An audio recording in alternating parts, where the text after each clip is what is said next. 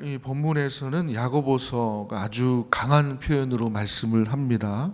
사람은 온갖 생물들을 길들일 수 있지만 혀는 길들일 수 없다. 또 심지어는 혀는 쉬지 않는 악이다. 죽이는 독이다. 이렇게 말씀을 합니다. 그리고 더 충격적인 것은 그 혀로 하나님을 찬송하면서 동시에 우리는 저주를 한다. 이렇게 말씀을 합니다. 오늘은 이 본문 말씀을 통해서 우리의 말이 어디서부터 나오는지, 그리고 왜 우리의 말이 그렇게 쉽게 무너지는지, 그리고 하나님께서 우리의 입술을 어떻게 회복시키는지에 대한 말씀을 함께 나누도록 하겠습니다. 첫 번째로 혀는 사람의 힘으로 길들일 수 없다는 겁니다. 자, 오늘 본문 7절과 8절 말씀을 다시 한번 읽겠습니다. 7절, 8절입니다. 여러 종류의 짐승과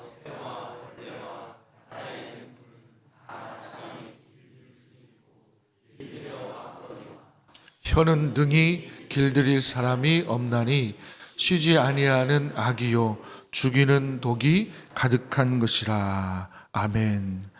온갖 생물을 길들일 수 있고 실제로 길들여 왔지만 혀는 능히 길들일 사람이 없다라는 말씀입니다. 참 예리한 말씀이죠. 그러니까 인간은 대단한 존재 아닙니까? 맹수를 길들이죠. 곰, 호랑이 이런 맹수들을 길들여요. 또 큰 말도 길들입니다. 새를 훈련시키죠. 또 바다 생물, 돌고래 이런 것들도 막 다루잖아요. 그러니까 오늘날로 말하면 인간은 기술도 발전을 시키고 또 우주 탐사하고 인공지능을 만들고 질병도 정복해 갑니다. 그러니까 인간은 참 많은 것을 다스리고 많은 것을 통제해 갑니다. 자, 그런데 야고보서는 그런 우리에게 이렇게 묻는 거예요. 그렇게 많은 것을 다스릴 수 있는 인간이 왜 그 작은 혀 하나는 다스리지 못하느냐, 이렇게 묻는 겁니다. 우리는 가끔 말을 함부로 한 다음에 이렇게 말해요. 내가 성격이 좀 급해서 그랬어. 내가 좀 말이 세게 나왔네. 나 뒤끝은 없다. 이렇게 말하는 사람들이 있어요. 솔직히 말한 것뿐이야. 근데 성경은 이런 말을 가볍게 이야기하지 않습니다. 오늘 성경 뭐라고 말합니까? 쉬지 않는 악이다 그래. 악이니까 당연히 뭐예요? 죄죠, 죄. 또 죽이는 독이다 이렇게 말씀을 합니다. 여러분, 말은 이렇게 우리가 이렇게 말을 내뱉으면 공기 중에서 이렇게 사라지는 것 같지만 사실은 누군가의 그 마음속에 그 말은 박히게 됩니다. 어떤 말은 평생 위로가 되죠. 그러나 어떤 말은 평생 상처가 됩니다. 어릴 때 부모의 잘못된 말 한마디가 그 아이의 인생을 세우기도 하고 무너뜨리기도 하는 거예요. 부부 사이의 말 한마디가 관계를 살리기도 하고 다치게 하기도 합니다. 특히 교회 안에서 무심코 던진 말 한마디가 한 영혼을 격려하기도 하지만 때로는 시험을 들게 하기도 합니다. 오늘 이 야고보서가 혀는 죽이는 독이 가득하다고 말씀한 이유가 여기에 있는 겁니다. 독은 크지 않아도 사람을 죽입니다. 한 방울만 떨어뜨려도 그걸 어디에 타가지고 먹어도 치명적이죠. 치명적이죠.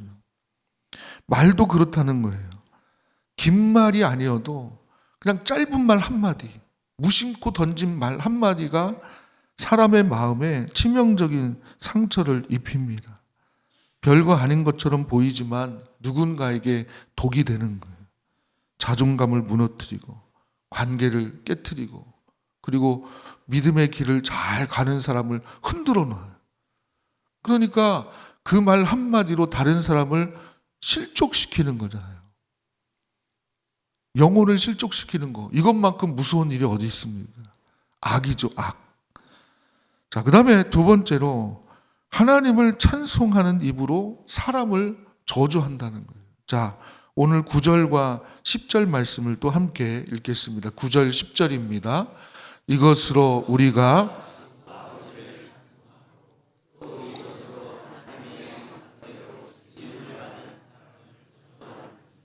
한 입에서 찬송과 저주가 나오는도다. 내 형제들아, 이것이 마땅하지 아니하니라. 아멘.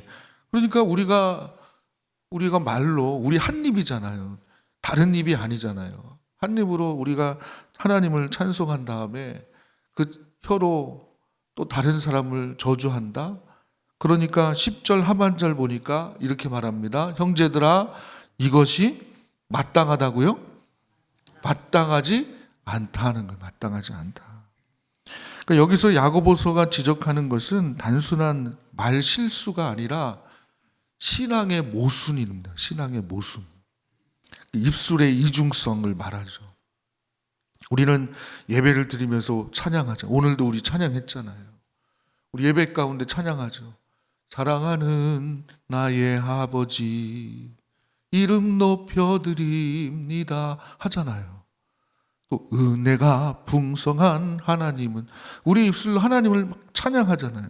그런데 예배가 끝난 다음에 그 같은 입으로 하나님 이름 높여드립니다 해놓고 다른 사람의 이름을 막 깎아내리잖아요. 우리는 같은 입으로 험담하고 비난하고 심지어 조롱합니다. 또 같은 입으로 옆에 있는 교우를 비방도 해요. 뒤에서 이렇게 막 하는 거죠. 그 성경은 이것이 마땅하지 않다. 그러니까 이 표현이 부드럽게 얘기한 것 같지만 사실은 되게 강한 표현입니다. 우리 그리스도인은 그렇게 해서는 안 된다. 하나님의 백성의 입술에 이런 모순이 있어서는 안 된다는 그런 뜻입니다. 여러분, 왜 사람을 저주하는 것이 심각한가요? 그 이유를 이 야고보서는 9절에서 분명히 밝히고 있습니다. 자, 9절 말씀을 보면 사람이 누구의 형상대로 지음받았다는 거예요. 이게 참 중요한 말씀입니다. 그러니까 우리 그리스도인들, 우리 옆에 바로 계신 우리 교우들은 다 누구의 형상대로? 하나님의 형상대로 지음받았다는 거예요. 그러니까 우리가 누군가를 함부로 말할 수 없는 이유는 그 사람이 뭐 완벽해서가 아니고 그 사람이 뭐 내게 잘해줘서가 아니라 내 마음에 들어서가 아니라 바로 옆에 있는 우리 교우들은 누구의 형상대로 지음받았어요? 하나님의 형상대로 지음받은 존재라는 거예요. 물론 사람은 부족합니다. 실수도 하고 또 죄도 짓죠. 때로는 정말 이해하기 어려운 행동도 합니다. 그러나 그럼에도 불구하고 그 사람 안에는 하나님께서 부여하신 존엄이 있어요. 존귀한 것들이 있어요. 왜? 하나님의 형상대로 지음받았기 때문인 거죠. 그러니까 우리가 누군가를 저주할 때는 단지 그 사람만 모욕하는 게 아니에요. 그 사람을 창조하신 누구를요? 하나님을 모욕하는 거와 마찬가지인 거예요. 그러니까 이게 되게 정말 우리에게 왜 우리가 말을 잘 해야 되는지를 분명하게 보여주는 겁니다. 여러분, 우리가 그 역사상 위대한 예술가들이 있잖아요. 레오나르도 다빈치나 미켈란젤로 이런 작품들이 있잖아요. 천지창조, 최후의 만찬, 모나리자, 다비드상 이런 작품들이 있는데 그걸 보면서 저런 그림을 저렇게 그려, 저 따위로 그려. 그거는 그 작품에 대한 모독이기도 하지만 누구에 대한 모독이에요? 사실은 그 작품을 만든 예술가에 대한 모독이잖아요. 우리가 하나님의 형상으로 지음받았다는 얘기는 저와 여러분들 하나님의 형상대로 지음받았습니다. 이 작품에 어떻게 보면 걸작품이라고 그러죠. 이 걸작품을 누가 만드신 거예요? 작가가 누구예요? 하나님이잖아요. 그런데 그 걸작품, 작품에 대해서 우리가 말을 함부로 하고 모독하면 그 얘기는 누구를 모독하는 거예요? 작가를 모독하는 거잖아요. 그 작품을 만드신 분이 누구십니까? 하나님이시죠. 하나님의 형상을 가진 사람을 멸시한다? 그거는 하나님을 지으신 하나님 앞에서 무례를 범하는 것이다. 얼마나 이게 지금 좀 중요한 말씀입니까?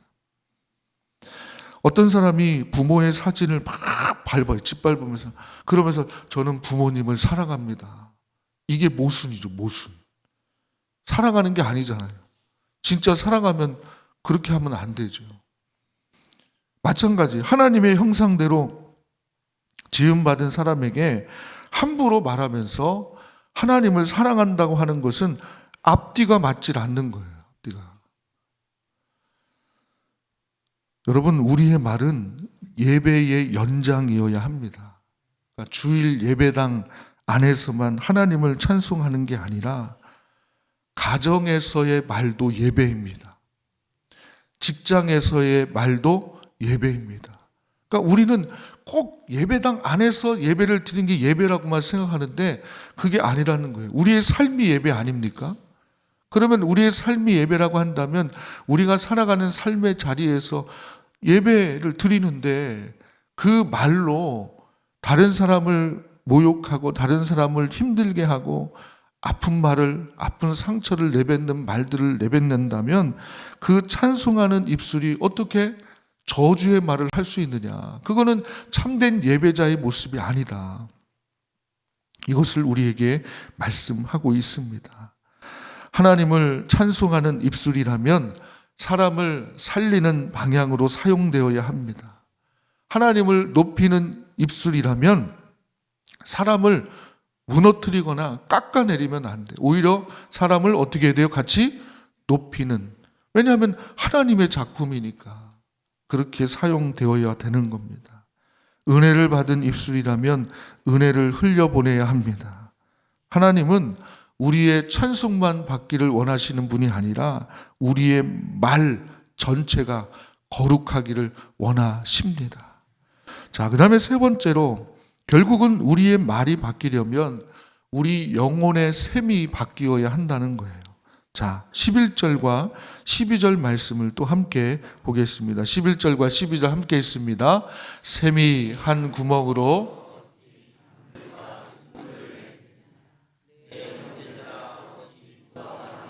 감람 열매를 포도나무가 무화과를 맺겠느냐?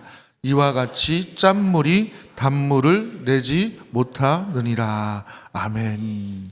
아주 쉬운 비유죠. 샘 이야기, 또 나무 이야기인데 세 가지를 묻습니다. 샘이 한 구멍에서 단물과 쓴물을 낼 수 있겠느냐? 답은 정해졌죠. 또 무화과 나무가 감람 열매를 맺을 수 있느냐? 포도나무가 무화과를 맺을 수 있느냐? 정답은 뭐예요? 단물은 쓴물을 낼 수 없다. 짠물이 단물을 낼 수 없다는 것입니다.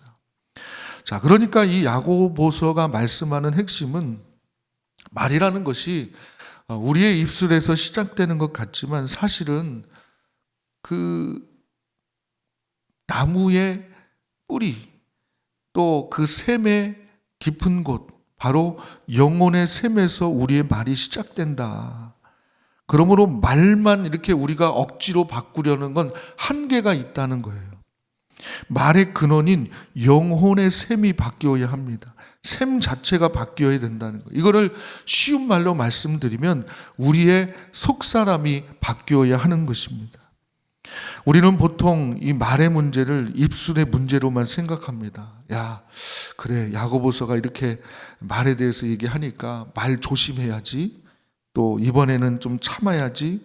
이제부터는 좋은 말만 이렇게 많이 해야지. 물론 말 조심해야 됩니다. 참는 것도 필요하고 또 좋은 말을 하려는 노력도 필요합니다. 그런데 성경은 우리에게 더 깊은 것을 보게 합니다. 그러니까 우리의 이 영혼의 샘, 이 속사람, 이 속 안의 샘에 감사가 쌓여 있으면 감사의 말이 나오는 것이고 우리의 영혼의 샘에 원망이 쌓여 있으면 원망의 말이 나온다는 거예요. 결국 내 영혼의 샘이 바뀌어야 합니다. 그러므로 우리의 입술이 단물이 되려면 먼저 우리의 영혼의 샘이 은혜로 채워져야 합니다. 은혜로 채워지지 않으니까 이 영혼의 샘에서 나오는 것들이 쓴물이 되거나 아니면 잘못된 언어들로 나오게 된다는 겁니다.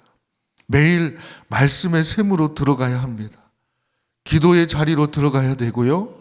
주님 앞에서 우리의 영혼을 늘 깨끗이 씻어야 합니다. 분노가 쌓이기 전에 하나님 앞에 먼저 가져가셔야 돼요. 서운함이 독이 되기 전에 십자가 앞에 내려놓으셔야 돼요. 누군가를 말하기 전에 먼저 그 사람을 위해서 기도하셔야 돼요. 우리가 사람에게 말하기 전에 하나님께 먼저 말하십시오. 그러면 사람에게 하는 말이 달라질 겁니다. 하나님 앞에 토로하세요. 하나님 앞에 부르짖어 기도하세요. 그러면 우리의 말도 달라지는 거예요. 우리의 영혼의 샘도 바뀌는 거예요. 그리고 또 말은 훈련입니다. 은혜를 받았다고 해서 하루아침에 우리의 말 습관이 또 완전히 바뀌는 게 아니에요. 그러니까 오랫동안 해오던 말투가 있어요. 저도 그렇고 여러분도 그렇습니다. 그래서 우리가 성령님의 도우심을 구하면서 실제적인 이런 훈련들도 해야 하는 것입니다. 우리의 영혼의 샘을 은혜로 채우고, 그리고 실제적인 훈련도 성령님의 은혜를 구하면서 말도 훈련해야 돼요. 몇 가지를 말씀드립니다. 먼저 말하기 전에 잠깐 멈추세요. 멈추십시오. 내가 무슨 말을 할 때 이 말을 내가 꼭 해야 되나? 혹시 이 말이 저 교우에게 상처가 되지 않을까? 화가 날 때, 서운할 때, 이 감정이 이렇게 올라올 때가 있잖아요. 그때 그 감정을 그대로 폭발하면 반드시 실수합니다. 말하기 전에 뭐 하라고요? 멈추세요. 잠깐 멈추세요. 또 하나는 그 자리에 없는 사람에 대해 말할 때 조심하십시오. 그 사람이 이 자리에 있어도 내가 이런 말을 할까?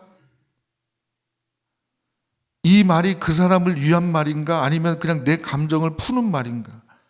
험담이나 비방이 아닌가? 뒤에서 말하는 거, 없을 때 말하는 거 조심해야 됩니다.